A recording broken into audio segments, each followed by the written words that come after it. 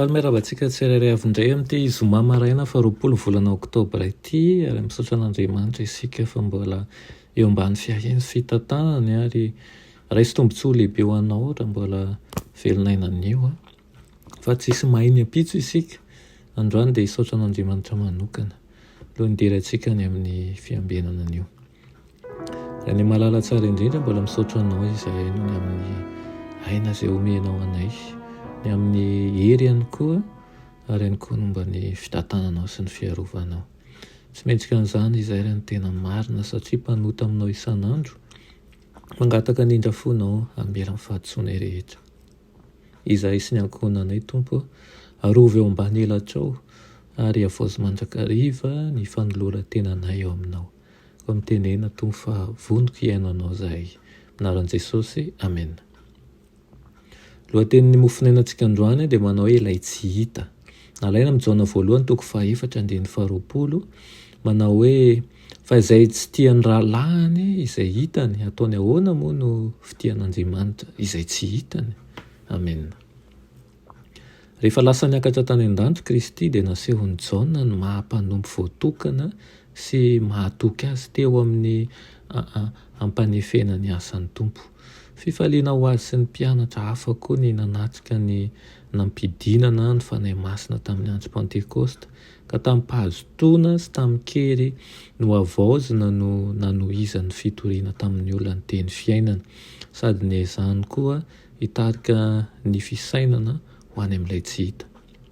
Mpitory teny manan-kery sady mafana fo ny tena feno fahatsorany Jaona. Mahafinaritra ery ny miaino azy amin'izady feony toy ny mozika rehefa mitantara ny fampianarana sy ny asan'i Jesosy izy, ka nampiasa teny mampihetsi-po ny mpiaino azy. Ny fahatsoran'ny fiteniny, ny hery mahatalanjona tafiany torin-teniny dia samy nahazahoany nitsofoka tany amin'ny karazan'olona rehetra.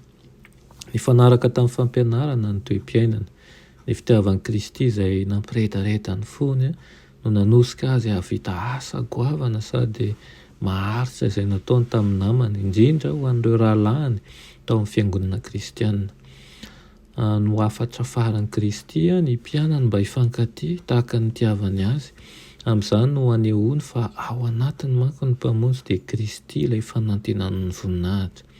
Hoy izy manao hoe didy vaovao izy nomeko anareo dia mba hifankatiavanareo.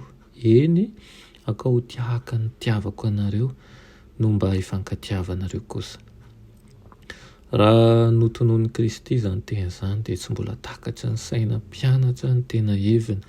Nefa kosa rehefa avy nanatrika ny fijalian'i Kristy izy sy taorian'ny nanombana azy tamin'ny hazo fijaliana, nitsanganany tamin'ny maty, ny akarany ho any an-danitra, ary nampidinany fanahy masina tamin'ny andro Pentekosta dia nazava taminy kokoa ny amin'ny fitiavan'Andriamanitra sy ny tokony hifankatiavan'ny samy izy koa.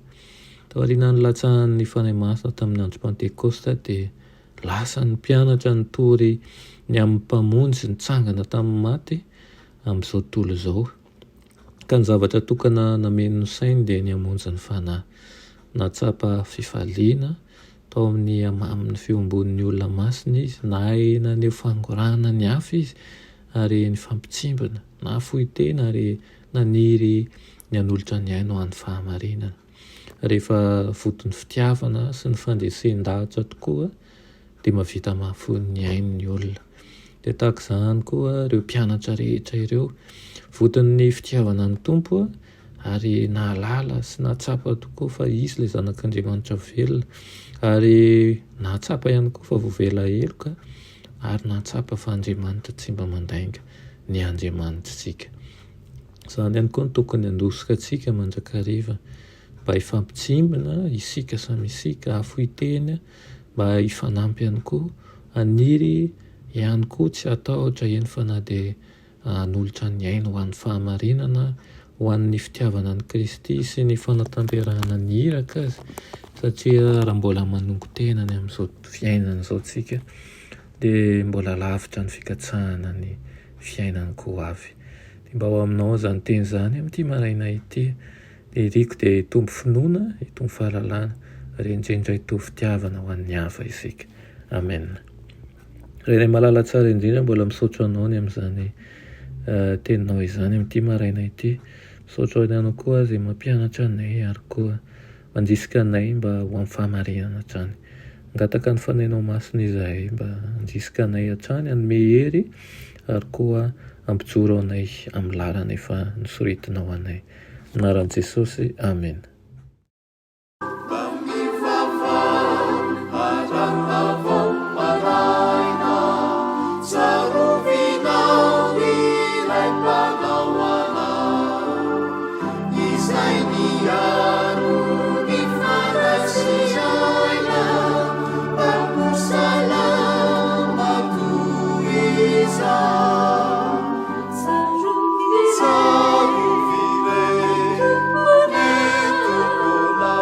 Sabiaro